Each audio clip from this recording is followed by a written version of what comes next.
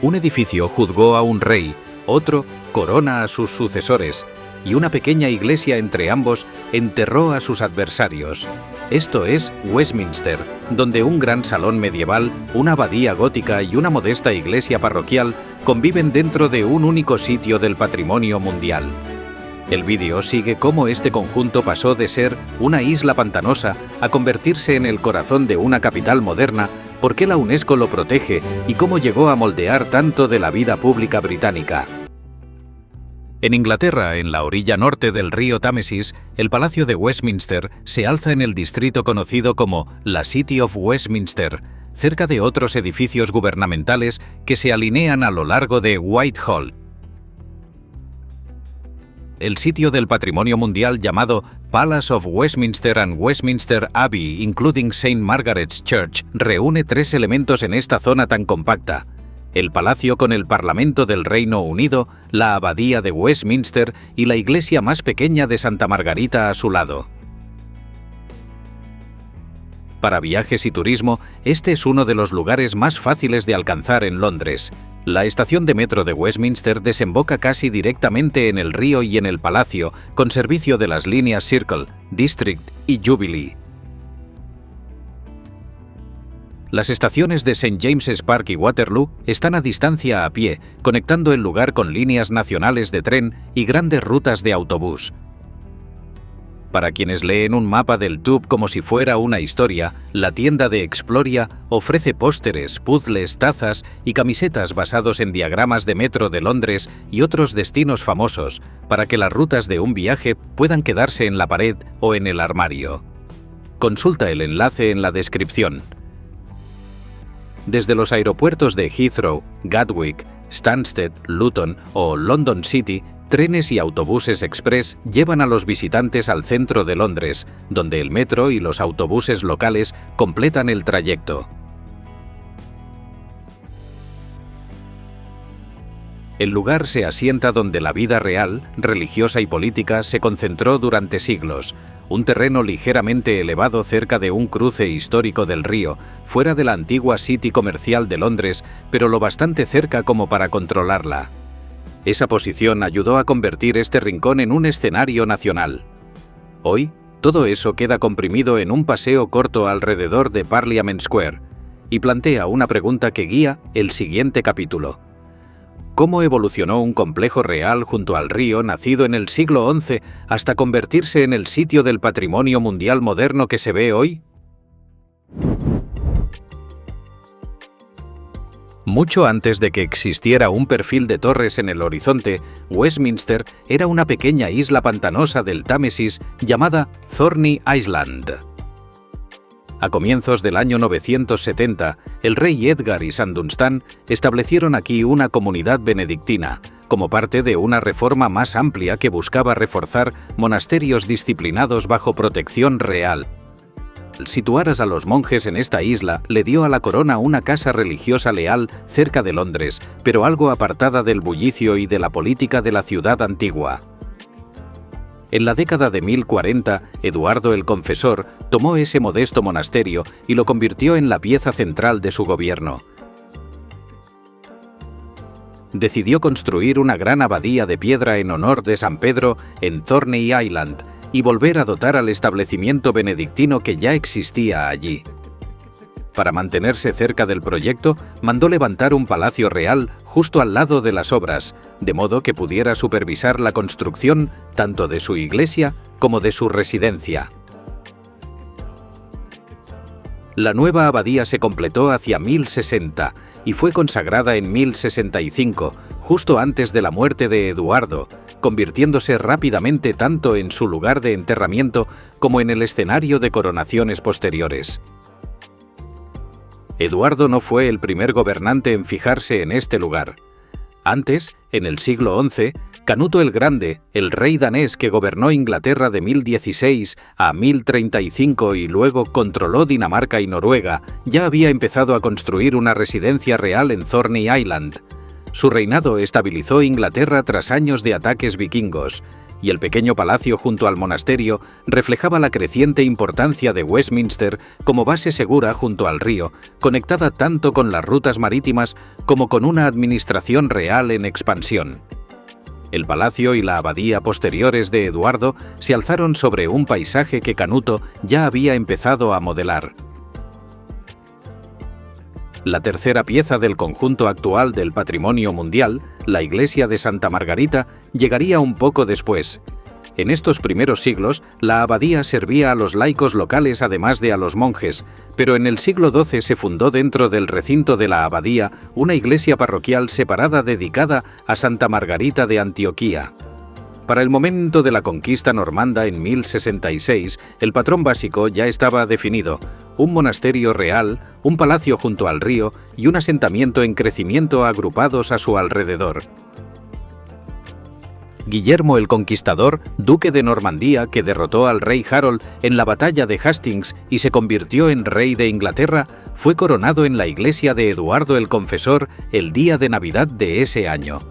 Casi todos los monarcas ingleses y, más tarde, británicos, siguieron el mismo rito en ese mismo lugar.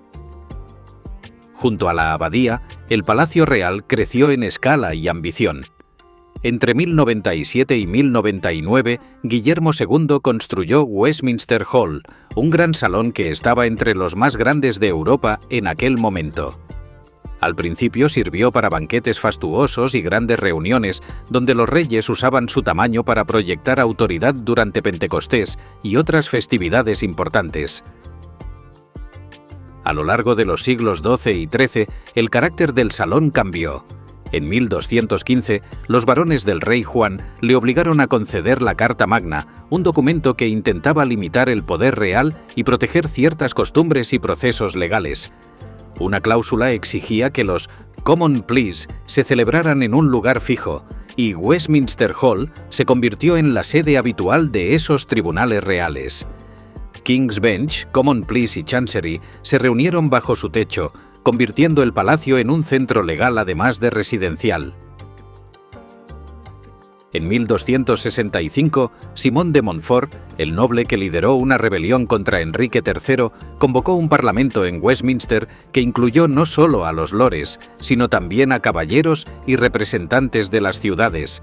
Con eso, un salón construido para banquetes reales pasó a ser el telón de fondo de los primeros intentos de una representación política más amplia. Dentro del recinto de la abadía, la ciudad que crecía alrededor del palacio generó su propia presión. Los monjes benedictinos seguían un ritmo estricto de oración y las constantes peticiones de los laicos locales eran difíciles de gestionar. En el siglo XII, la iglesia de Santa Margarita se fundó justo fuera de la iglesia principal de la abadía para que los vecinos y quienes trabajaban en el palacio y sus alrededores pudieran asistir al culto en su propio edificio parroquial más sencillo. Dedicada a Santa Margarita de Antioquía, asumió bautismos, matrimonios y oficios cotidianos, mientras la abadía se centraba más en la liturgia monástica, los enterramientos reales y las grandes ceremonias. En 1245, Westminster ya estaba cargado de significado.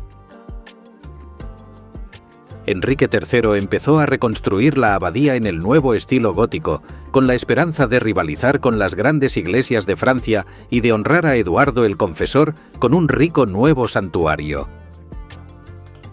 Para el siglo XIV, el gran salón del rey y sus estancias circundantes se habían convertido en el escenario habitual de asambleas que se parecían cada vez más a un parlamento permanente. El Palacio de Westminster seguía siendo una residencia real, pero su identidad estaba cambiando. El lugar donde vivían los reyes ingleses también era donde debían negociar con el reino. La ley y la pompa tenían que compartir un mismo espacio. En la década de 1390, Ricardo II decidió que ese salón, ya antiguo incluso para los estándares medievales, necesitaba una nueva imagen. El rey ordenó una gran remodelación que cubrió muchos de sus detalles normandos e introdujo el enorme techo de vigas en ménsula que todavía asombra a los visitantes hoy. El carpintero real Hugh Herland diseñó la estructura, mientras el maestro cantero Henry Jebel remodeló la piedra. El resultado fue un salón que se sentía más moderno y más real al mismo tiempo, un logro de ingeniería que permitió mantener el interior abierto sin soportes centrales, enmarcando tribunales y ceremonias bajo una única y dramática estructura de roble. Al otro lado del patio, la abadía de Westminster siguió creciendo hasta convertirse en un santuario nacional. La reconstrucción gótica de Enrique III envolvió la iglesia románica anterior con una carcasa más alta y ligera, con bóvedas elevadas y rica escultura. Los monjes se reunían en la nueva sala capitular octogonal, iniciada hacia 1246, donde asientos de piedra escalonados podían albergar grandes reuniones. A finales de los siglos XIII y XIV, esta sala capitular también acogió reuniones de los comunes, la parte inferior en desarrollo del Parlamento, antes de que obtuvieran su propio espacio dedicado en la capilla de San Esteban. Santa Margarita, por su parte, sostenía el peso cotidiano de la vida parroquial. Para 1500, los tres edificios ya tenían funciones diferenciadas que se solapaban constantemente. Todos estaban a un corto paseo unos de otros, en un barrio que se estaba convirtiendo en un foco natural de poder y ritual. La iglesia de Santa Margarita había caído en tal estado de deterioro a finales del siglo XV que necesitó una reconstrucción casi completa. Bajo Enrique VII, las obras comenzaron hacia 1486 y continuaron hasta comienzos del siglo XVI, dando como resultado la iglesia tardo-medieval que, en gran parte, se conserva hoy. Pero la estabilidad religiosa no duró. En la década de 1530, la ruptura de Enrique VIII con Roma condujo a la disolución de los monasterios. La comunidad benedictina de Westminster entregó la abadía a la corona en 1540. La vida monástica terminó, pero los edificios eran demasiado importantes como para perderlos. Mientras el estatus de la abadía cambiaba, el mundo político al lado también se transformaba. Los reyes habían empezado a convocar representantes de condados y ciudades, caballeros de los condados y burgueses, para que se unieran a lores y clero en el Parlamento, sobre todo cuando se necesitaban nuevos impuestos. Estos representantes se sentaban y deliberaban cada vez más juntos en una sola cámara, separada de los nobles y los obispos. Ese grupo pasó a conocerse como los comunes, mientras que el alto clero y la nobleza formaban los lores. Para el siglo XVI, esta Cámara de los Comunes tenía una sede permanente dentro del palacio. La capilla de San Esteban, originalmente una capilla real construida en los siglos XIII y XIV, se adaptó para servir como Cámara de los Comunes. Santa Margarita se acercó todavía más al Parlamento en esta época. En 1614 fue reconocida formalmente como la iglesia parroquial del Palacio de Westminster. Muchos miembros de los comunes, especialmente quienes tenían tendencias más protestantes y más tarde puritanas, preferían sus oficios más sencillos frente a la liturgia más elaborada de la abadía. El siglo XVII trajo un conflicto abierto. Durante la Guerra Civil Inglesa, Westminster Hall acogió uno de los episodios más dramáticos de la historia británica. En enero de 1649, tras años de lucha entre realistas y parlamentarios, Carlos I fue juzgado en el Salón por un alto tribunal de justicia. Bajo el techo de vigas en ménsula remodelado en tiempos de Ricardo II, el rey se negó a reconocer la autoridad del tribunal, pero fue condenado por alta traición y ejecutado poco después fuera de la Banqueting House de Whitehall. Con el rey muerto, Inglaterra entró en el interregno, primero una Commonwealth y después un protectorado bajo Oliver Cromwell y su hijo. De 1649 a 1660, la monarquía y la Cámara de los Lores fueron abolidas y los experimentos republicanos redefinieron cómo se suponía que debía funcionar el poder. Ese arreglo terminó en 1660, cuando la crisis política tras la muerte de Cromwell llevó a llamar de regreso a Carlos II del exilio y a la restauración formal de la monarquía Estuardo. El regreso del rey devolvió a los obispos a los lores y restableció el vínculo tradicional entre corona, iglesia y parlamento. Para 1700, los 3 edificios de Westminster habían sobrevivido a convulsiones religiosas, guerra civil, la abolición de la monarquía y su restauración.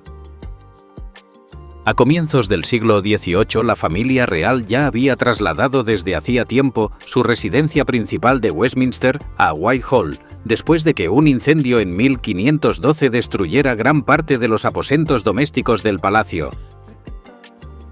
Lo que quedó en Westminster fue un complejo irregular, centrado en el Parlamento, los tribunales y las oficinas, repartido entre edificios medievales y Tudor que habían sido modificados una y otra vez. A medida que el Estado británico creció tras la unión con Escocia de 1707 y la expansión del Imperio de Ultramar, este tejido antiguo tuvo que soportar más trabajo, más personal y más papel del que jamás se había construido para manejar. Westminster Hall seguía anclando el conjunto como tribunal en funcionamiento bajo su inmenso techo de madera, mientras los comunes se apiñaban en la antigua capilla de San Esteban, una sala medieval que ya no encajaba con el tamaño ni con las necesidades del Parlamento. Al otro lado de la plaza, la abadía de Westminster se convertía poco a poco en una iglesia memorial nacional, con el Rincón de los Poetas transformándose en un conjunto reconocido de tumbas literarias, y Santa Margarita servía como iglesia parroquial de los comunes, ahora marcada por una llamativa vidriera flamenca de época Tudor en su extremo oriental.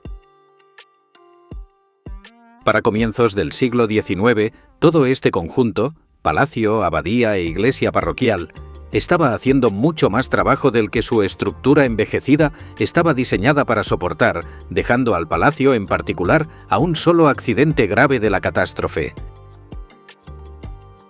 En la noche del 16 de octubre de 1834, un acto rutinario de mantenimiento prendió fuego a siglos de historia. Se ordenó a los empleados del Exchequer deshacerse de antiguos palos de conteo de madera, un sistema contable ya obsoleto que por fin había sido sustituido. Los palos se fueron alimentando durante todo el día en 2 estufas bajo el suelo, situadas bajo la Cámara de los Lores. Los conductos eran estrechos, estaban desgastados y recubiertos de hollín, y el fuego se avivó a temperaturas muy por encima de lo previsto.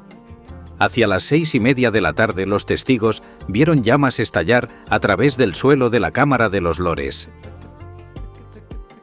En cuestión de horas, el Palacio Medieval de Westminster ardía en lo que se convirtió en el mayor incendio de Londres desde 1666. El fuego se propagó por vigas y paneles a una velocidad aterradora. Solo sobrevivieron unas pocas estructuras medievales importantes: Westminster Hall, la capilla subterránea de Santa María, Undercroft, partes de los claustros, la sala capitular y la Torre de las Joyas, salvadas por un cambio de viento y por una extinción concentrada alrededor del gran salón. El gobierno no podía trasladarse sin más a otro lugar. El Parlamento tenía que seguir reuniéndose, las leyes debían seguir aprobándose y los tribunales seguían necesitando una sede.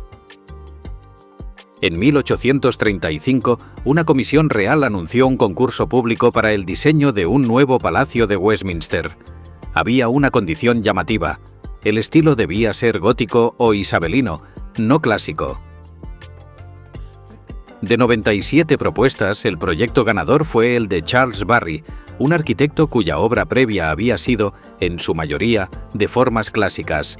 El plan de Barry trazó una larga fachada junto al río y un eje interno claro que vinculaba lores y comunes, pero para el carácter gótico detallado recurrió a un colaborador mucho más joven, Augustus Welby Pugin.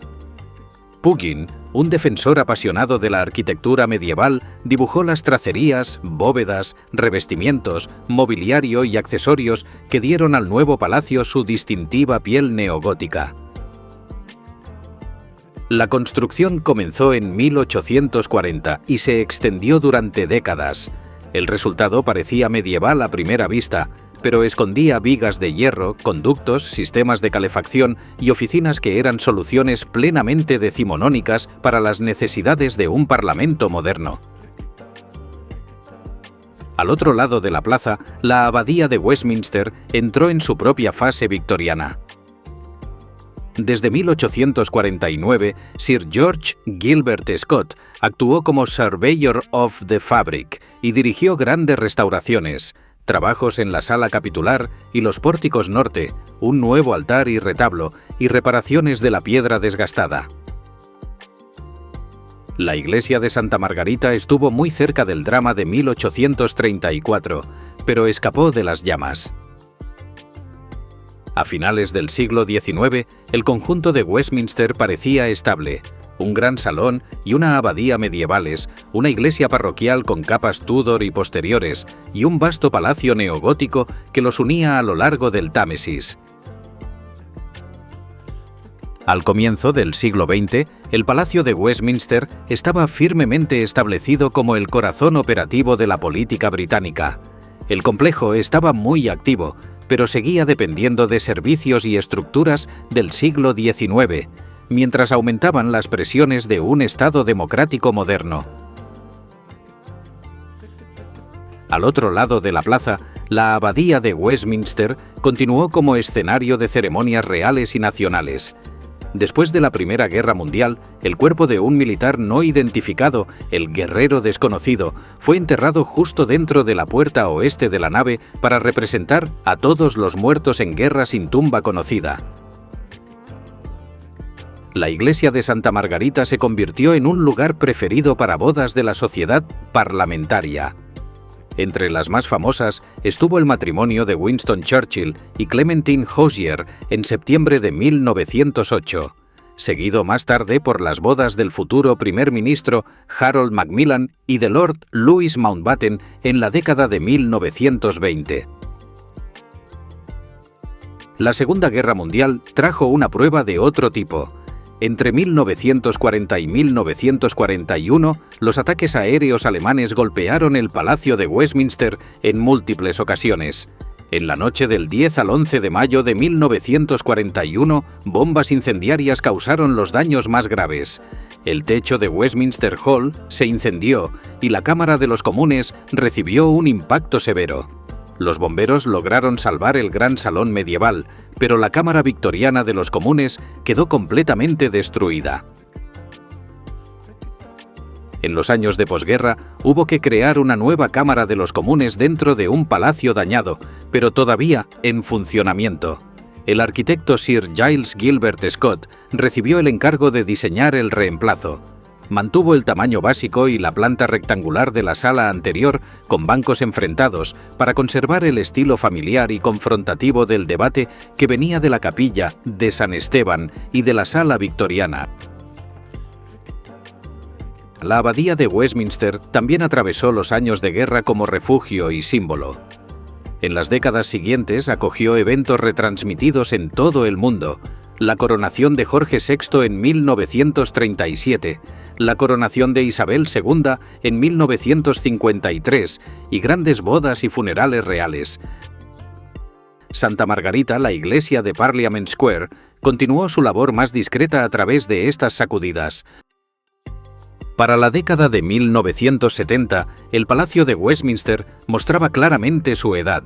A lo largo de finales del siglo XX y ya en el XXI, el mantenimiento mantuvo el edificio en pie, pero la lista de problemas no dejaba de crecer. En la década de 2010, esto se concretó en lo que hoy se conoce como el Programa de Restoration and Renewal, un plan a largo plazo para renovar los servicios mecánicos y eléctricos del palacio, mejorar la seguridad contra incendios, retirar el amianto y reparar la piedra dañada, mientras se permitía que el Parlamento siguiera funcionando.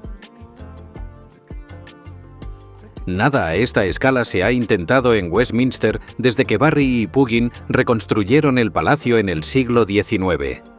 Una parte del conjunto ya ha pasado por una transformación completa. De 2017 a 2022, la Torre Elizabeth, hogar del Gran Reloj y de la campana conocida como Big Ben, estuvo cubierta de andamios para el trabajo de conservación más extenso de su historia. La historia reciente de la abadía de Westminster también ha combinado continuidad y cambio. En 2018 abrió las Queen's Diamond Jubilee Galleries en el Triforio medieval, a más de 16 metros sobre el suelo de la nave, mostrando alrededor de 300 tesoros de sus colecciones en un espacio que nunca antes había estado abierto al público. La iglesia de Santa Margarita ha experimentado cambios más silenciosos, pero significativos. En 1972, una ley del Parlamento transfirió sus responsabilidades parroquiales a parroquias vecinas y puso la iglesia directamente bajo el deán y el capítulo de la Abadía de Westminster. Hoy, el conjunto del palacio, la abadía y Santa Margarita funciona bajo una tensión constante entre el uso diario y la reparación a largo plazo. Los tres se sitúan en el centro de uno de los destinos más concurridos de Londres para viajes y turismo.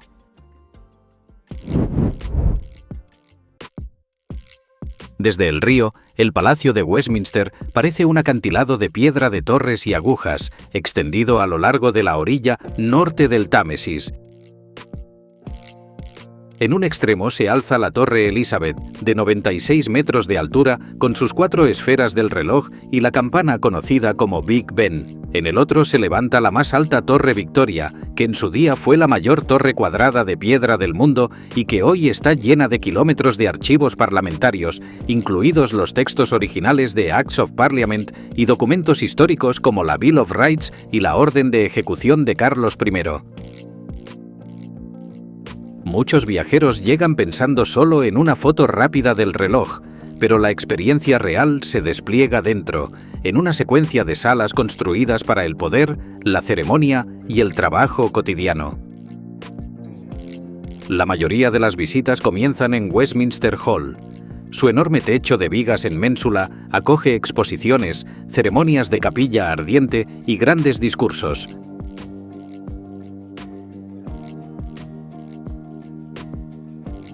Desde allí, el recorrido suele pasar por St. Stephen's Hall.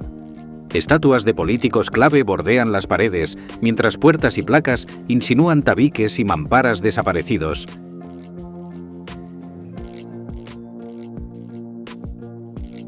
En el centro del palacio todo se estrecha en torno al Central Lobby. Este salón octogonal, justo bajo la torre central, es el cruce de caminos del edificio. Un corredor lleva a los lores, otro a los comunes, un tercero regresa a Westminster Hall y un cuarto se dirige hacia salas de comités y bibliotecas. La antigua práctica de esperar aquí para hablar con un representante es lo que dio a la palabra lobbying su significado político. Al fondo se encuentra la Robing Room, donde el monarca se prepara para la ceremonia rodeado de murales del rey Arturo pintados por William Dyce. Después viene la Royal Gallery, una sala larga con grandes pinturas de batallas como Trafalgar y Waterloo, utilizada hoy para recepciones de Estado. Estas salas no son museos, siguen formando parte de una ruta ceremonial en funcionamiento. La Cámara de los Lores es en sí misma el interior más elaborado del palacio. Bancos rojos, tallas ricas y el trono real en un extremo reflejan su papel como el lugar donde monarca, lores y comunes se reúnen en la apertura estatal del Parlamento.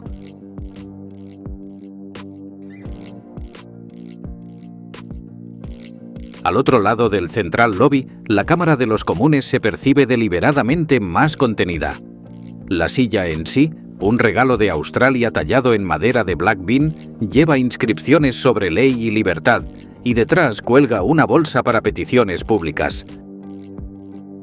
En una ciudad llena de lugares famosos y sitios del patrimonio mundial, este es uno de los pocos sitios donde un viaje de turismo se solapa de manera tan directa con el funcionamiento diario de un estado.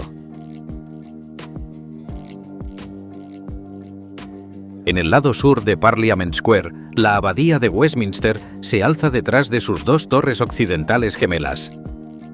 Dentro de esta iglesia hay alrededor de 3.300 enterramientos y monumentos conmemorativos, desde reyes y reinas hasta poetas, científicos y estadistas, todo dentro de un edificio que todavía celebra culto diario, además de grandes eventos reales. La mayoría de los visitantes entran por la nave. La primera impresión es vertical. Altas columnas agrupadas, bóvedas de nervaduras y luz filtrada a través de vidrieras. Bajo los pies, las losas funerarias cubren casi cada centímetro del suelo. Hacia el extremo oriental, la nave se estrecha hasta el Teatro de la Coronación. Frente al altar mayor se extiende el pavimento cosmati, un suelo incrustado del siglo XIII de piedra y vidrio de colores donde los monarcas se sientan durante las coronaciones. Justo detrás del altar se encuentra el santuario de Eduardo el Confesor, rodeado de tumbas reales medievales. No muy lejos está la silla de la coronación, tallada para Eduardo I hacia 1300 y utilizada en casi todas las coronaciones desde 1308. La silla albergó en su día la piedra de Scone bajo el asiento. La piedra está ahora en Escocia, pero regresa para las coronaciones, enlazando Westminster con tradiciones más antiguas de realeza.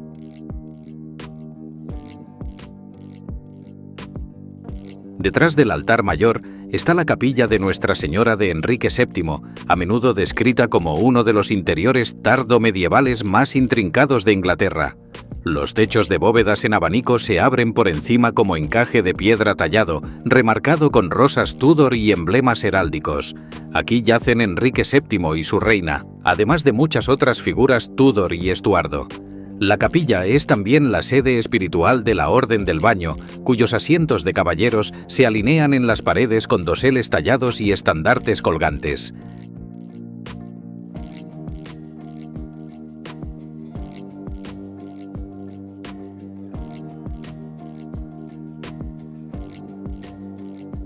En el transepto sur, el ambiente cambia otra vez. Este es el Rincón de los Poetas, el conjunto de tumbas y monumentos que creció alrededor del entierro de Geoffrey Chaucer en 1400 y que hoy incluye a más de 100 escritores y figuras literarias. Nombres como Chaucer, Charles Dickens, las hermanas Bronte, Jane Austen y muchos otros aparecen en piedras, placas y estatuas. Algunos están enterrados aquí y otros solo están conmemorados con memoriales. Al salir a los claustros, el ritmo baja. Estos pasillos cubiertos, que se remontan al monasterio medieval, se abren a un tranquilo patio de hierba. Bajo la iglesia, la Pyx Chamber y otras criptas conservan gruesos muros de piedra y bóvedas de la abadía del siglo XI de Eduardo el Confesor. Todo esto sucede dentro de una iglesia que todavía mantiene un patrón completo de culto. Los oficios diarios continúan, algunos con música coral, y grandes eventos como bodas reales, funerales y servicios nacionales de recuerdo a veces cierran partes del edificio o alteran los horarios de visita. Entre el Palacio de Westminster y la Abadía de Westminster se alza un edificio más pequeño que muchos visitantes casi no notan a primera vista, la Iglesia de Santa Margarita. Dentro, la iglesia queda marcada por la luz y por sus vidrieras. En el extremo oriental, una gran vidriera flamenca domina el presbiterio. Creada a comienzos del siglo XVI en Holanda para conmemorar el matrimonio de Catalina de Aragón y Enrique VIII, siguió un recorrido largo y complejo antes de llegar finalmente aquí en 1758, cuando Santa Margarita la compró para adornar el presbiterio reconstruido. Otras vidrieras suman más historias. Varias conmemoran a figuras estrechamente ligadas a la imprenta, la exploración y la política inglesas. William Caxton, el primer impresor de Inglaterra y feligrés aquí. Sir Walter Raleigh, ejecutado en Old Palace Yard y enterrado en la iglesia. Y John Milton, que vivió en la parroquia. Los monumentos y las losas del suelo subrayan hasta qué punto la iglesia está entretejida con la vida parlamentaria. Los nombres en muros y piedras incluyen exploradores, cortesanos, políticos y escritores. En una sola vuelta por el interior, la conexión entre fe y política se vuelve evidente. El Palace of Westminster and Westminster Abbey, including St. Margaret's Church, fue inscrito en la lista del Patrimonio Mundial en 1987 como sitio cultural, con un cambio menor de límites aprobado en 2008. Está inscrito bajo Criterio 1, obra maestra del genio creador humano. La abadía de Westminster se reconoce como una secuencia excepcional del diseño gótico inglés, desde la reconstrucción del siglo XIII bajo Enrique III hasta añadidos posteriores como la capilla de Nuestra Señora de Enrique VII. Criterio 2. Importante intercambio de valores humanos. La abadía no solo marcó la arquitectura eclesiástica inglesa medieval, sino que también inspiró directamente a Charles Barry y Augustus Pugin cuando crearon el Palacio de Westminster del siglo XIX en estilo neogótico. Criterio 4. Ejemplo sobresaliente de un tipo de conjunto arquitectónico. Juntos, el palacio, la abadía y la iglesia de Santa Margarita muestran cómo monarquía, iglesia y parlamento han compartido el mismo terreno desde el siglo XI. Las tumbas reales y la sala capitular en la abadía, Westminster Hall, las cámaras de los lores y los comunes en el palacio y la iglesia parroquial de los comunes en Santa Margarita forman un registro arquitectónico continuo del cambio de Inglaterra desde una realeza feudal hacia un sistema parlamentario moderno. La UNESCO también subraya que los tres edificios todavía cumplen sus funciones originales. El Parlamento se reúne en el palacio, la abadía sigue siendo la iglesia de coronación y memorial, y Santa Margarita mantiene su vínculo con los comunes. Su emplazamiento junto al Támesis y su perfil compartido se consideran parte del valor del sitio, por lo que las restauraciones actuales y los controles sobre nuevos rascacielos se centran tanto en proteger la materia construida como las vistas de este destino patrimonio mundial. En una pequeña esquina de Londres, el Palacio de Westminster, la Abadía de Westminster y la Iglesia de Santa Margarita reúnen casi 1000 años de política, culto y vida diaria. Los debates en los comunes, las coronaciones en la abadía y los oficios discretos en Santa Margarita comparten las mismas calles, convirtiendo esta parte del Támesis en uno de los destinos patrimoniales más concentrados del mundo del viaje y el turismo. Para cualquiera que esté planeando un viaje, este conjunto es más que una parada para fotos. Es un lugar donde se puede caminar por Westminster Hall, estar cerca de la silla de la coronación, leer nombres en el rincón de los poetas y entrar en la iglesia parroquial de los propios comunes, todo a un corto paseo a través de Parliament Square.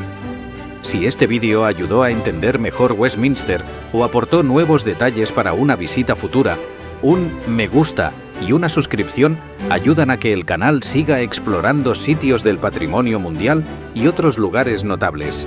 Los comentarios son bienvenidos.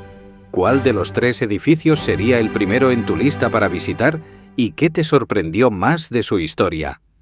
Para seguir viajando por algunos de los destinos patrimoniales más importantes del mundo, continúa con el siguiente vídeo de la lista de reproducción y descubre cómo otra ciudad, paisaje o monumento cuenta su propia historia de poder, memoria y turismo.